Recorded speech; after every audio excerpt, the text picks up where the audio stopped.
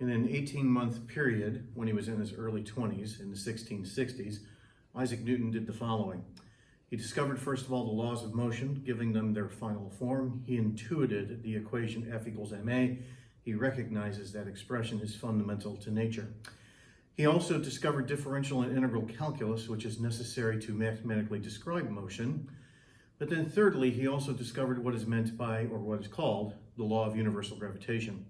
The law of universal gravitation is the physical principle that was lacking at the time to tie together or unify two types of seemingly very different types of motion. Motion near the surface of the earth and motion in the heavens. That is, for example, planetary motion. Isaac Newton demonstrates that those two types of motion are actually the same thing. He solves the problem that I have been slowly revealing over the course of this year thus far. Now, exactly what is meant by the law of universal gravitation?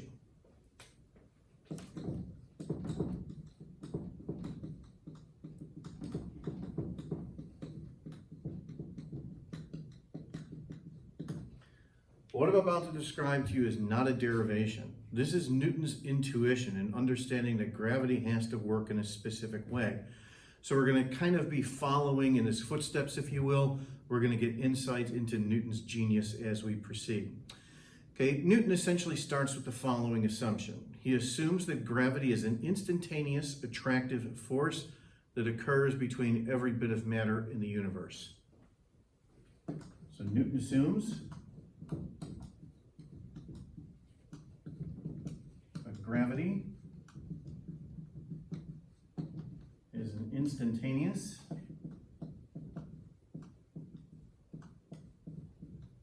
attractive force that occurs between every bit of matter in the universe.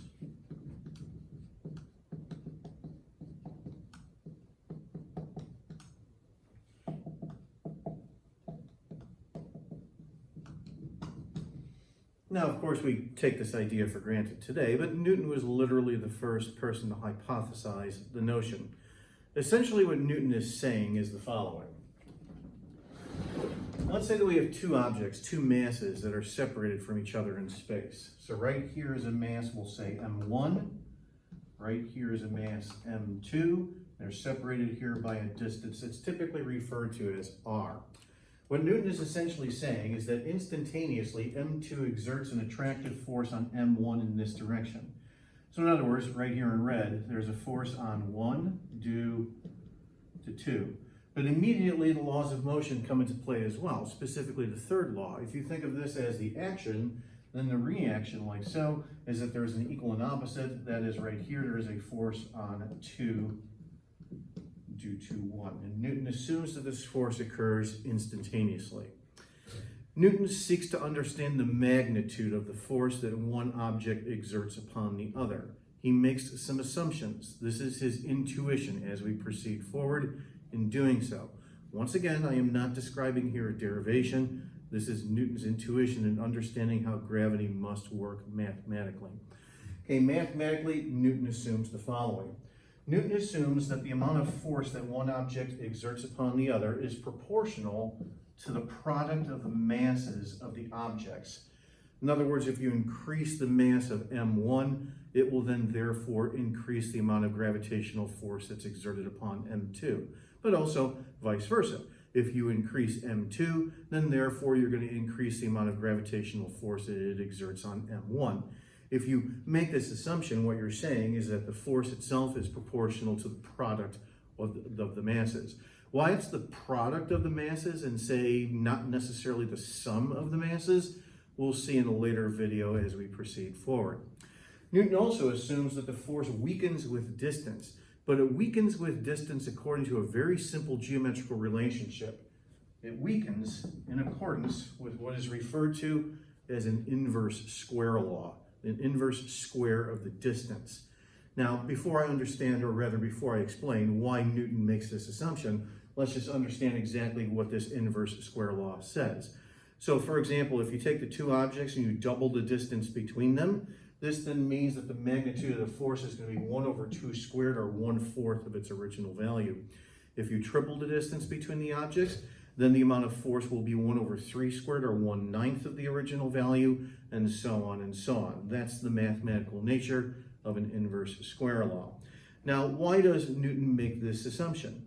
He makes this assumption because he understands that we live in a three-dimensional universe. Here's what I mean by that. Okay, so for example, let's say that right here is once again M1. Right here is M2, separated by a distance r. And then as noted earlier, there is an attractive gravitational force exerted here on M2 due to M1. Now what I'm going to do is I'm going to take M1 and I'm going to move it around in space. When I move it around in space, however, I'm always going to keep it the same distance away from M1. So for example, let's say that I take M2 and I move it to here. So it's once again the same distance r away from M1 as it was earlier, like so. This then means that the amount of gravitational force that's exerted on M2 is going to be exactly the same as it was before. Okay, let me do this again. Let's go ahead and take M2 and then put it, say, over here. Well, once again, it's the same distance r away from M1. Therefore, the amount of gravitational force that's exerted on M2 due to M1 is exactly the same as it was before. If you keep doing this over and over and over, you're eventually going to trace out a geometrical figure that has M1 as its center. What is that geometrical figure? No, it is not a circle. You have to think three-dimensionally. It's a sphere. It looks like this.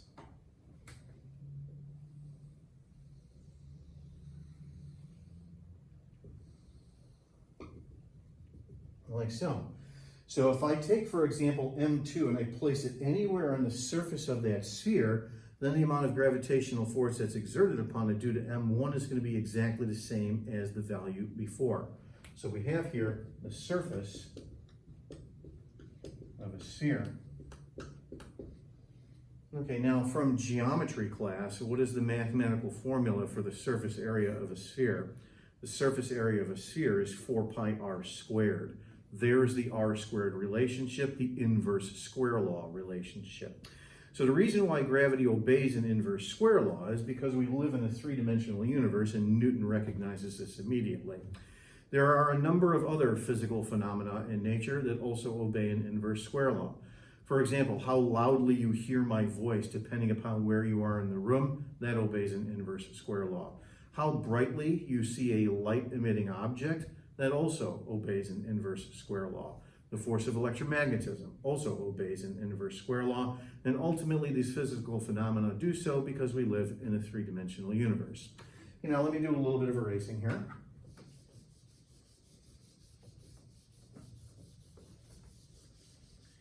And then let's get back up to the top board for just a moment. Once again, the magnitude of the gravitational force that's exerted by one object upon the other is proportional to the product of the masses, and then also divided by the distance squared. Once again, an inverse square law. Now, when quantities are proportional to each other, this then means that there is a number or a coefficient that is present that then turns this into an equal sign. This new number that I'm about to write down is one of nature's fundamental constants. It's one of nature's fundamental numbers.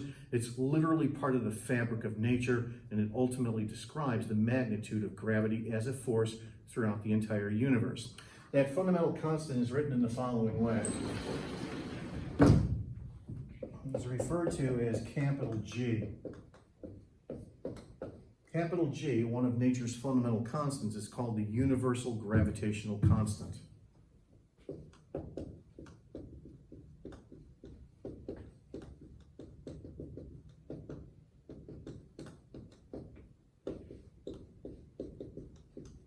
It's a fundamental constant. It's one of nature's fundamental numbers.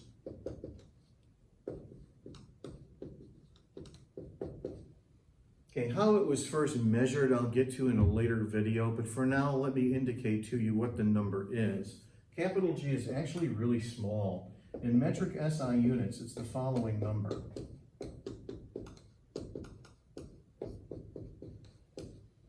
6.67 times 10 to the minus 11 Newton meters squared per kilogram squared. Now I'll describe in just a few moments where these units come from.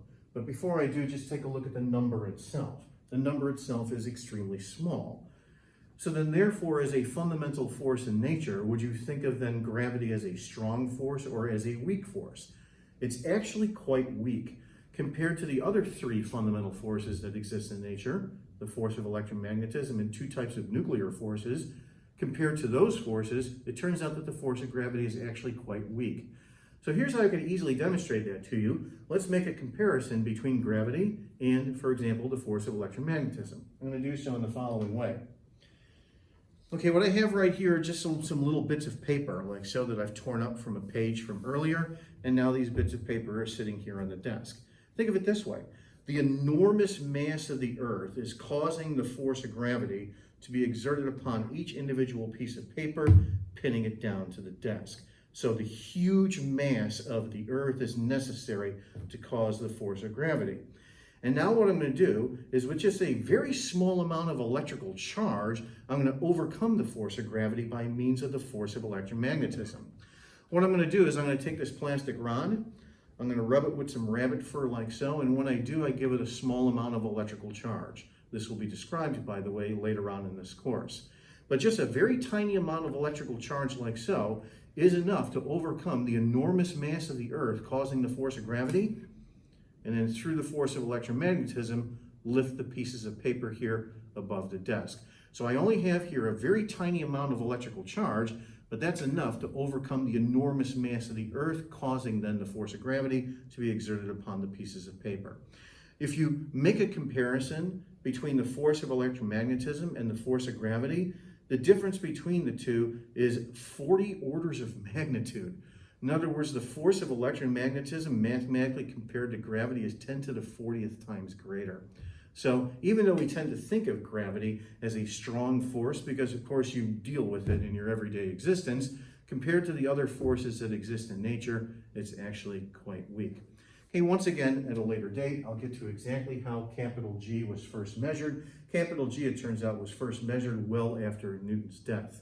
Let me conclude this video by describing briefly where the units come from. The units of capital G actually come from this fundamental equation itself. We have here, for example, force in newtons on the left-hand side. Okay, and then right here is capital G, which I'll put in parentheses. And then we have kilograms times kilograms, which is kilograms squared, and then divided by a distance squared, so divided by meters squared. If you move the meters squared up here to the numerator and the kilograms squared down here to the denominator, you end up then with these metric SI units for capital G like so. So the units actually come from this fundamental expression. Once again, what I showed you here is not a derivation. This is Newton's intuition in understanding that gravity has to work this way. But as we'll see in the next series of videos, Newton essentially ultimately has to prove that his theory of gravity is correct. The next three examples that we'll take a look at here in separate videos are probably three of the most important physics problems that have ever been done throughout history.